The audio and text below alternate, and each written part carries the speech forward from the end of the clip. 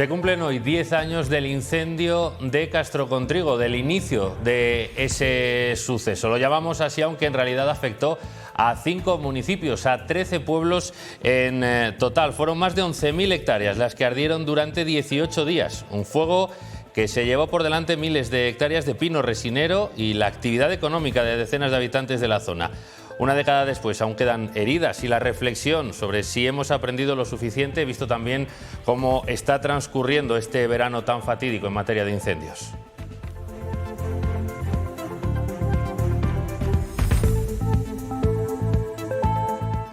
Buenas tardes, bienvenidos. Recordaremos aquel 19 de agosto de 2012, pero en lo que se refiere a este viernes 19 de agosto de 2022 también vamos a hablar de la pandemia porque arroja datos positivos. Ningún fallecido en los últimos 3 días por COVID.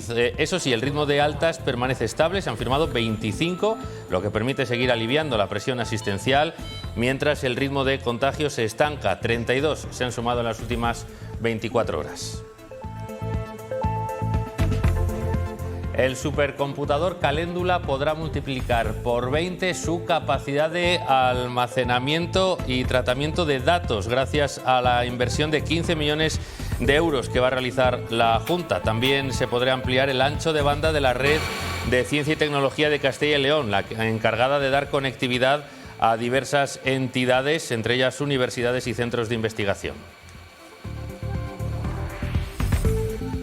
Y hablaremos de la primera tuna universitaria de León que 45 años después de su fundación sigue reuniéndose, mantiene vivo ese espíritu y de hecho participan en certámenes como el de este otoño en Benidorm, organizado por la Federación Internacional de Tunas. Allí acudirán para demostrar lo duraderos que son los lazos de la amistad y la música.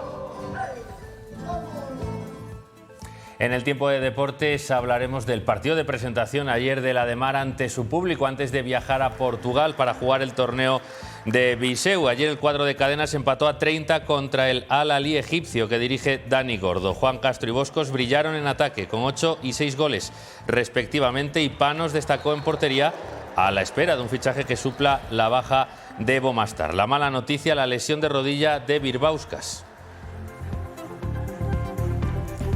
En cuanto a la previsión del tiempo para este fin de semana, se esperan pocas nubes, ninguna precipitación, cielos sobre todo despejados y temperaturas al alza, sobre todo en el caso de las máximas que superarán los 30 grados.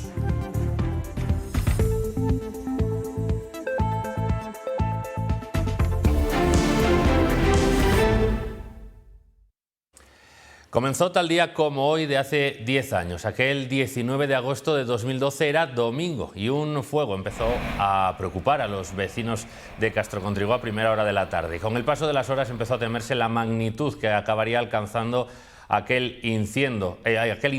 Arrasó más de 11.000 hectáreas y lo peor, la mayor parte era arbolado y además de pino resinero, lo que puso en jaque una de las principales actividades económicas de la zona. Fueron 18 días de pesadilla, no se dio por controlado hasta el 6 de septiembre. Se vieron afectados 13 pueblos de 5 municipios: Castrocontrigo, Llullego de Somoza, Quintana y Congosto, Destriana y Castrillo de la Valduerna.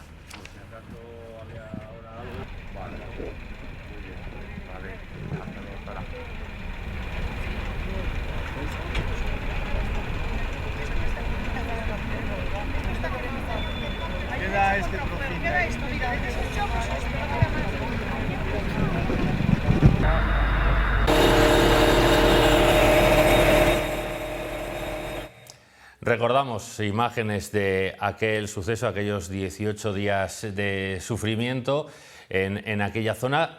Lo llamamos incendio de Castrocontrigo, pero como decimos afectó a 5 municipios y uno de los más afectados fue el de Llullego de Somoza. Nos atiende por videollamada su alcalde, Luis Martínez. Buenas tardes. Además, le tocó vivirlo muy de cerca. ¿Cómo lo recuerda 10 años después aquel incendio? Bueno, pues como días muy complicados, de mucho estrés, de mucha rabia, de mucha adrenalina y pues como lo que fue un preludio de lo que está pasando actualmente.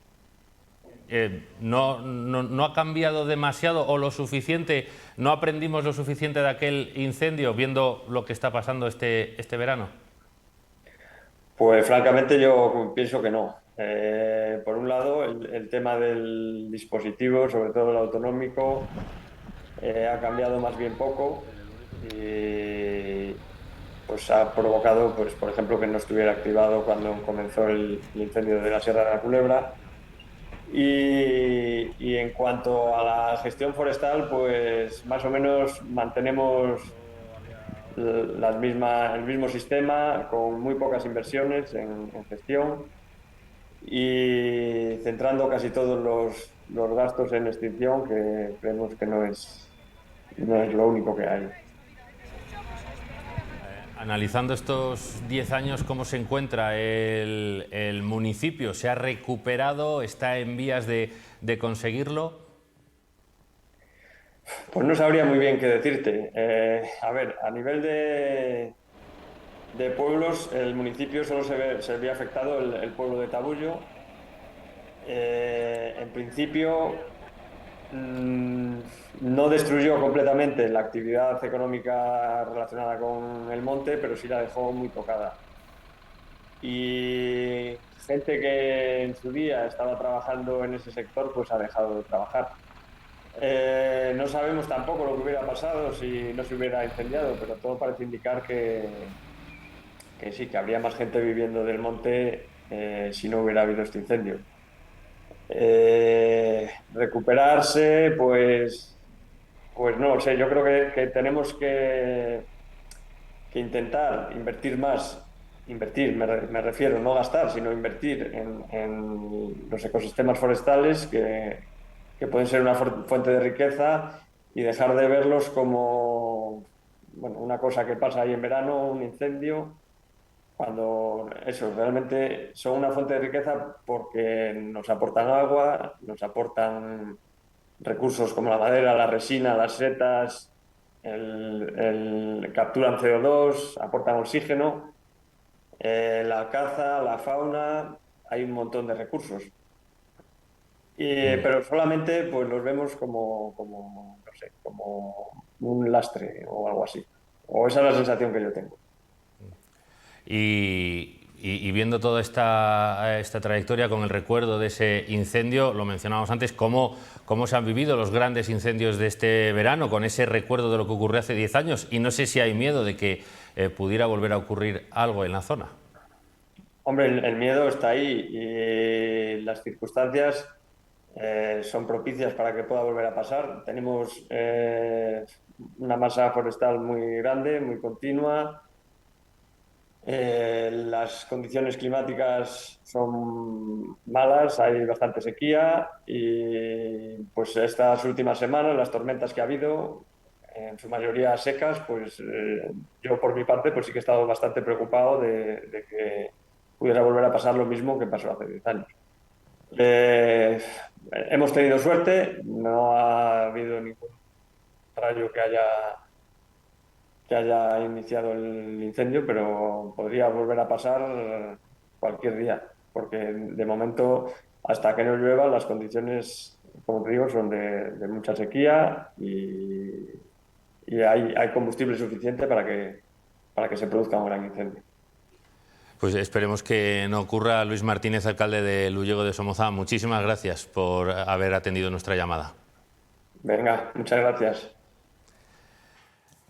Ese es el recuerdo de 10 años después del inicio de ese incendio de Castrocontrigo que afectó a 5 municipios, a más de 11.000 hectáreas. Ahora cambiamos de asunto a otra cuestión que también intentamos dejar atrás, como es la pandemia de COVID. Ya se puede hablar de remisión, ahora sí, de la séptima ola, porque no se han registrado fallecidos con COVID en los últimos 3 días en los hospitales de la provincia. Una buena noticia que se suma a las 25 altas firmadas desde el martes. La presión asistencial sigue en retroceso, mientras el ritmo de contagios permanece estable. Se contabilizan 32 en las últimas 24 horas, 136 en estos 3 días.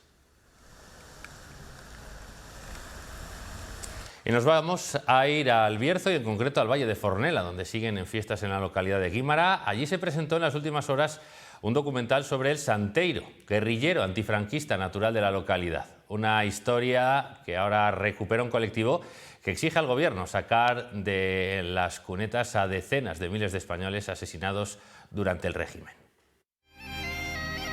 Un guerrillero llamado el Santeiro. Segundo trabajo de una trilogía impulsada por la Asociación Cultural La Peñina.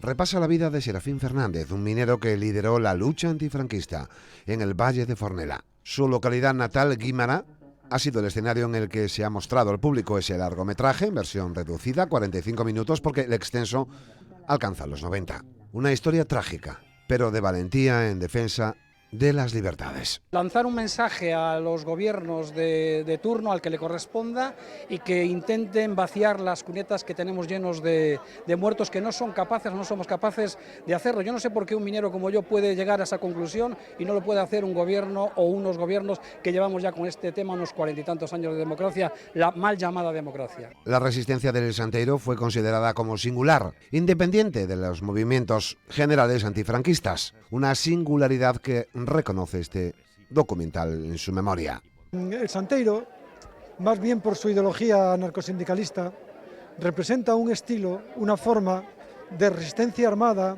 de guerrilla antifranquista, distinta a la que prevaleció. Pero esto fue porque fundamentalmente la que prevaleció estuvo inspirada y orientada y dirigida por el Partido Comunista. La presentación del documental despertó un amplio interés en Guímara y todo el Valle de Fornelà. Todavía existen dudas sobre su muerte, si falleció por ser capturado y después asesinado, si murió por enfermedad o se suicidó. La fecha de su muerte es el 5 de diciembre de 1947. 75 años después, la tierra que le vio nacer le rinde homenaje.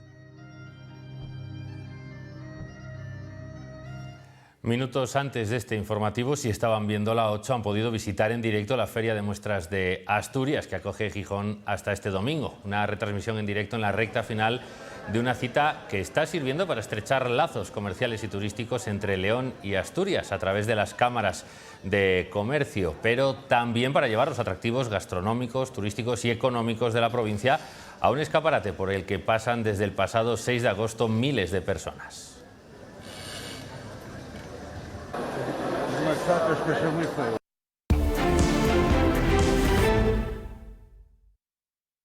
El supercomputador Caléndula podrá multiplicar por 20 su capacidad de cálculo y almacenamiento de datos, gracias a la inversión de 15 millones de euros que ha anunciado la Junta de Castilla y León. Además, permitirá ampliar el ancho de banda de la red de ciencia y tecnología de Castilla y León, que proporciona servicios de conectividad a universidades, centros de investigación y centros educativos de la comunidad. El centro, ubicado en el campus de Vegazana de la Universidad de León, reforzará así su capacidad y servicio y también su seguridad, ya que incluye la instalación de equipos al respecto.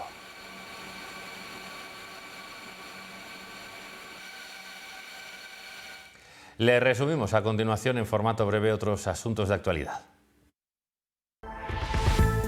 La Universidad de León ha convocado 8 cursos cero para facilitar la incorporación de los nuevos alumnos.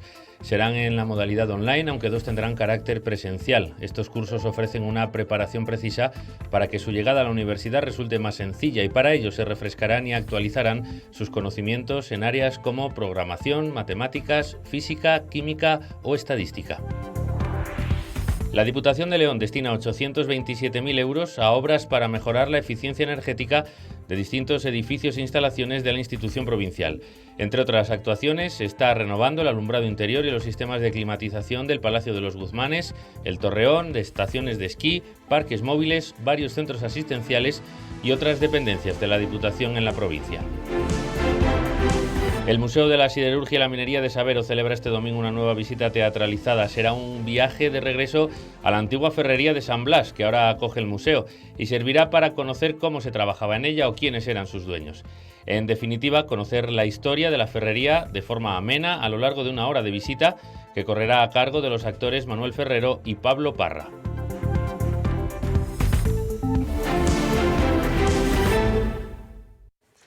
Es el momento de contarles dónde estará durante las próximas horas el radar móvil en León Capital.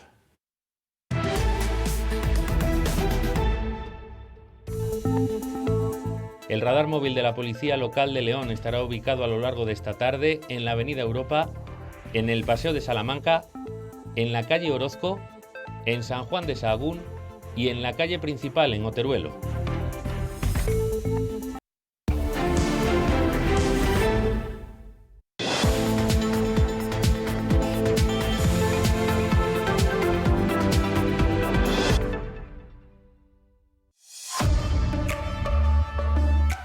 Bioleón te avanza los deportes.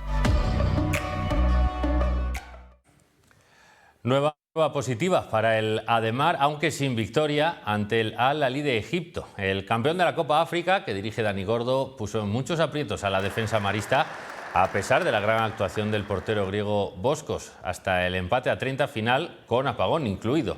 La nota preocupante la puso la lesión en la rodilla derecha de Zanas Virbauskas. El central lituano se fue del Palacio sin poder apoyar tras un giro en el aire. Habrá que esperar a conocer el alcance de esa lesión. Juan Castro fue el máximo anotador del encuentro con 8 goles en su vuelta a León, seguido por Boskos con 6. Ahora, este fin de semana, cita en la localidad portuguesa de Viseu con 2 potentes rivales, Oporto y Benfica.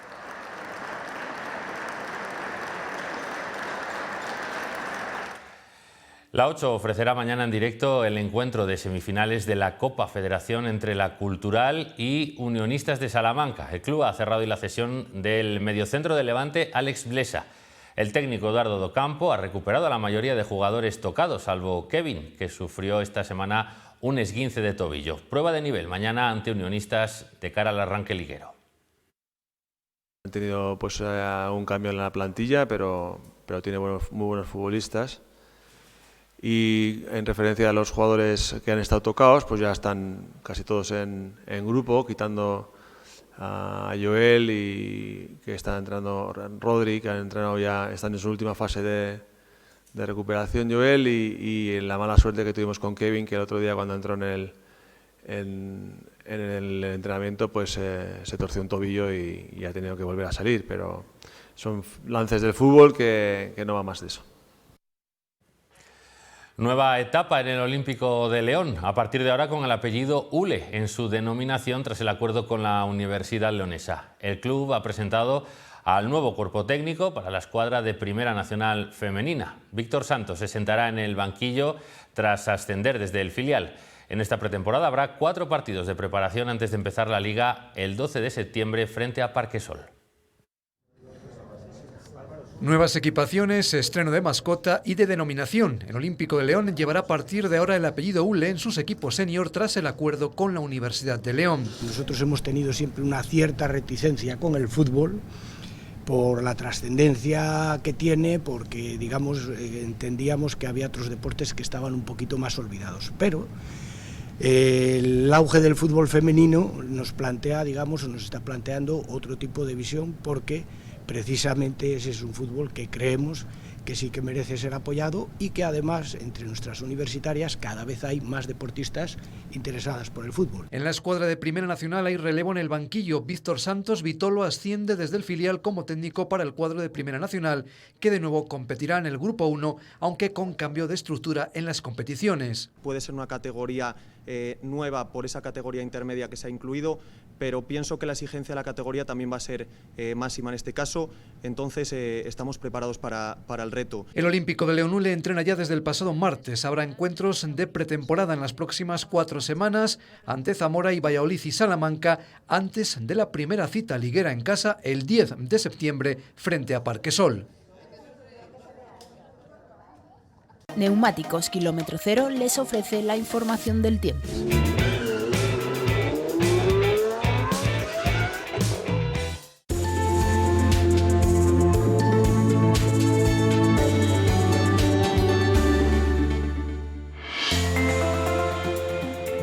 La Agencia Estatal de Meteorología anuncia para mañana sábado cielos poco nubosos o despejados en general. Habrá intervalos de nubes bajas en la Cantábrica que podrían dejar brumas a primeras horas y últimas del día. No se esperan precipitaciones en general en la provincia. Situación de cielos despejados y pocas precipitaciones que se prolongará también durante el domingo. Las temperaturas en ascenso en general y los vientos que irán soplando de componente variable y flojos en general. Los afiliados extranjeros a la Seguridad Social han crecido más de un 8% en el último año en Castilla y León. En total han sido 5.613 altas más y desde el martes está en vigor el nuevo reglamento de la Ley de Extranjería. La reforma de la Ley de Extranjería busca la regulación en la residencia y el trabajo de inmigrantes en España. Poder buscar esa regulación, tanto de el poder vivir en el Estado español como también el poder trabajar regularmente. Fomenta la migración circular, con autorizaciones plurianuales que permiten trabajar 9 meses al año durante 4 años seguidos.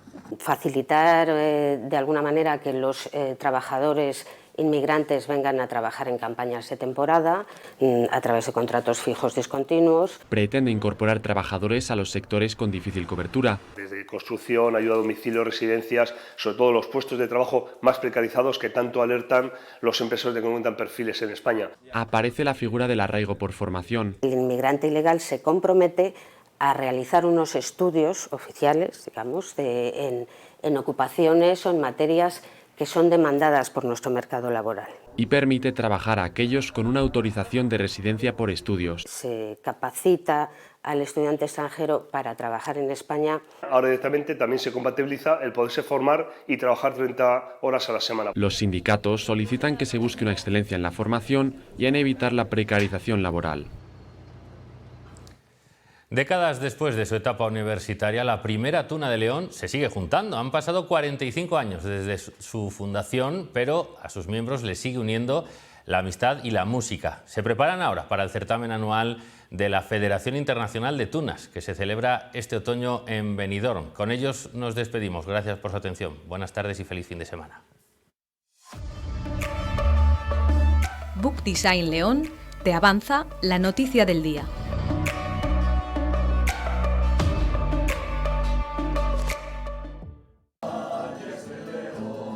La antigua Tuna Universitaria de León se reunió en 2017 para conmemorar su 40 aniversario y desde entonces no han dejado de hacerlo. Bueno, a reengancharme no lo sé, pero yo creo que nunca hemos estado desenganchados. A mí siempre me gustó desde pequeñito tocar la guitarra y cantar con más gente. Una de las experiencias más bonitas de mi vida. Amparados en la Federación Internacional de Tunas, se constituyeron como Cuarentuna, una tradición que comenzó ya en Barcelona en 1977. ¿Por qué le dieron el nombre de Cuarentuna? Porque todos los componentes de la Tuna en ese momento, la Tuna Universitaria de Barcelona, eran mayores de 40 años y muchos de ellos llevaban más de 40 años en la Tuna. Para pertenecer a la federación es condición necesaria participar en los certámenes que se organizan anualmente. Este octubre viajarán a Benidorm y se preparan ensayando cada jueves en la cafetería Varsovia. Venimos ensayando pues unas 3 horas semanales mínimo, porque después de acabar aquí se suele ir a tomar algo a algún sitio y se sigue ensayando. Todo con un objetivo y un placer. Nosotros intentamos pues cultivar lo que es la música de la Tuna, que no se olvide y mantener los valores musicales. Para que laudes, bandurrias, guitarras y todas las voces al unísono no dejen de escucharse.